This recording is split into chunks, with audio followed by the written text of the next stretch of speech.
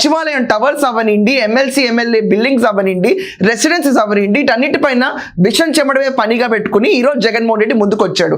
కానీ ఇదే జగన్మోహన్ రెడ్డి రిషికొండ గుండు కొట్టించి బోడుగుండిలాగా చేసి 450 కోట్లు పెట్టి తను ఒక రిషికొండ ప్యాలెస్ అని కట్టేటప్పుడు మాత్రం ఇది ఒక టూరిజం రిసార్ట్ అని చెప్పి కట్టిన వెంటనే ఇమీడియట్ గా రిబ్బన్ కటింగ్ అప్పుడు రోజా వచ్చేసి ఇది సీఎం క్యాంప్ ఆఫీస్ అని చెప్తే ఏంటంటే బోడి రిషికొండ ప్యాలెస్ ఈ 3 భవంతులు లేన్ చేసుకోవాలి, ఇది టూరిజం కాదు, ఈ కట్టిన ఉద్దేశమే సీఎం కోసం, ఇది వాళ్ళ ఫ్యామిలీ నివసించడానికి 3 భవంతులు కట్టారు కదా అని చెప్పి అందరూ గొల్లుమంటే ఈ రోజు జగన్మోహన్ రెడ్డి వచ్చి అది కట్టింది నా కోసం కాదు, పుతిన్ కోసం, ట్రంప్ కోసం అని చెప్పి మాటలు మాట్లాడుతున్నాడు ఈ రోజు కూర్చుని.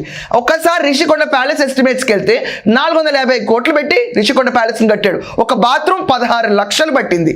ఇదంతా కాకుండా ఆ ఇంటీరియర్ టెండర్స్ అయితే ఎవరెవరికి ఇచ్చారో బయట వాళ్ళకు కూడా ఇవ్వలేదు, సొంత అతని మిత్రులు బంధువులు వాళ్ళకే ఇస్తే కథంతా బయటకు పడింది. అక్కడ per square feet construction cost ఎంత పడిందో తెలుసా అండి? 15,293 రూపాయలు.